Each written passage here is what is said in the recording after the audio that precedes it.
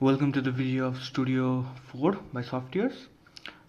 This IM was provided me by the brand, but they haven't paid or influenced me to write anything good or bad about this product. So let's start this review without having anything on the side.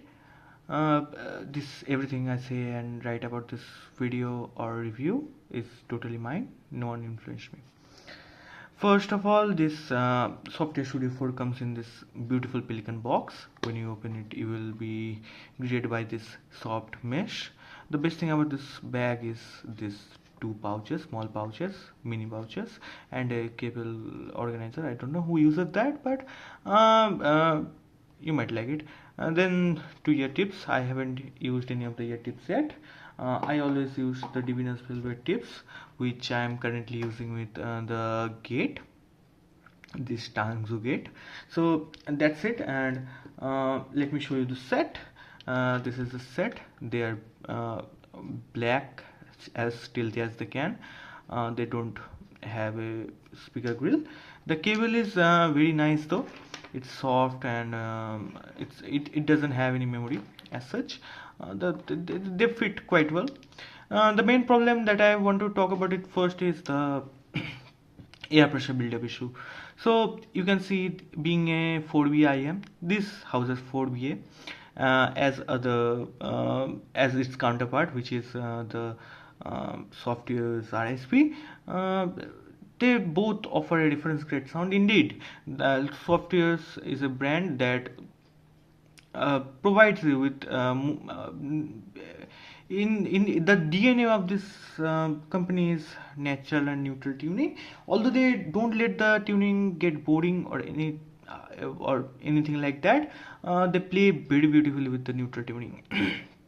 Let's start with this IM first. So this is a 4BA IM, and as you can see, there is no ventilation in the IM. So what it does is when you insert it in your ear, there's a certain air pressure that builds up in this shell, and that might affect your eardrum. I am very prone to that issue. So what you have to do is you have to open your jaw up and then insert this IM. If you are not attentive enough, then this might be a little bit issue for you, because the air pressure, if it gets too much, it can hurt the soundstage, the sonic performance of this IM. As I said before, Softears are the DNA of Softears is neutral and reference gate tuning, but they never let it make anything go bad or anything less interesting or not engaging at all. And again, I used the finally tips too, I forgot to mention. So that's it. I mostly use my DAC, which is the Moondrop Dawn Pro with it. I do think they require a bit of power. I think this dongle was enough, but any dongle like Apple dongle, Abigail Pro won't be enough for this IM. The mid-range doesn't shines out. So the best part of this IM is the mid-range. Okay, there is no mystery about that, but we will start with the bass. The bass is the most surprising thing about me with this IM. When you hear neutral reference, you won't expect anything bassy or anything that punchy, but I kid you not, the bass is amazing with this IM. What I can say, the slam and the attack and the fall off, everything with this IM feels analog and real life. When the bass gets way too snappy, it screams artificial. When the fall off is too fast, it screams artificial. But with this IM and 4BA, bear that in mind, 4BA only, this thing deliver bass like it's unimaginable. For me, when I heard the bass, I was kind of like getting off the roofs, because I haven't expected this to perform. I reviewed RSB in the earlier days. It doesn't have a sub bass like that. It does have a mid bass, but sub bass is definitely better on this. Sorry for the trouble. And then the mid range. The mid range on this IM is super duper good. Okay, there are graphs out there which can show you the mid-range can get thin, but it's nowhere in the case. That's nowhere near the frequency response that you can get with this IEM. The mid-range is thick, not too thick, mind you all, there is no bleed at all. The mid-range is just perfect in quantity. The texturing is on point, the tonality is on point. You might know that 500 to 1.5 kilohertz, this frequency range dictates a lot of timbre characteristics in the IEM. And I kid you not, this IEM exceeds in timbre for this price point. I reviewed Performa 8.2 and that this thing outshines that IEM in pure timbre. Then comes the treble. Okay, so first of all, Yergan region is the Pina. As you can say, the Pina is very well done. I have no problems with the Pina, but I have the slight problem with the upper treble. First of all, let's discuss there's a dip in the 6K Hertz region. Okay, there's a dip, and that dip does a lot of things with this IEM. That why doesn't it focus? That dip mainly does make the bass recording sound extremely good.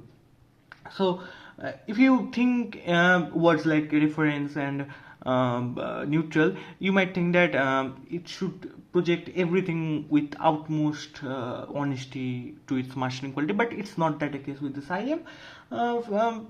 I can assure you that there will be far worse IEM that can sound good with this. Sorry, there will be far worse albums that can sound good with this IEM, being a reference gate tuning. Then comes the upper treble. Upper treble, there's a dip in the 10K region. Of course, there should be a dip in the 9K because of the ear anatomy we have, but there's a dip. The region is dipped in the 10K region, which adds a little bit of darkness to me. First of all, I have to tell you that I like quite a bit of treble. I require a bit of treble. My ear anatomy is like that the treble portion gets subdued a lot. Okay, so if the treble is not sparkly enough, then it is not neutral to me. So another thing, I hate grills and it doesn't have grills. Okay, so I hate grills. The gate have grills and I don't like grills. If you let it where you lend it someone, then it might get super dirty. So that's the case, and the treble might get a bit dark for treble heads, but for treble sensitive people, this thing is amazing. There is, first of all, there's nothing in this price point that can compete with this. Okay, get it first. Then this is always will be my S minus tier. This is the first IEM at this price point that got the S tier for me. Let's talk about the technicalities first. Now. So for the technicalities, the resolution is very good with this IEM. I want to remind you one thing: no one paid me to review it good. Okay, so every thought and opinion is mine. I'm not bashing it or praising it just because I have any benefit related with the review. The detail and resolution is so good without being any fatiguing, or that companies do a trick, right? They increase certain treble peaks here and there to make it sound more resolving, but that not the case with this IEM. Anyhow, not far. And the sound staging capabilities of them is also very good. It doesn't offer you expansive sound stage like Hype 2, but it creates a believable sound stage, and the way it uses the sound stage is pretty awesome too. You can't pinpoint everything, but of course you can localize it very providently in a mix. So this is the case with this IEM. I highly recommend this IEM. It's a big thumbs up for me. What I can say with this IEM, every genre I listen to it sounds beautiful. There is nothing in particular that sounded bad with this. So that's my review, and do like and subscribe to my channel. I will be uploading more frequent videos from now on. That's it. Bye. Hope you see soon.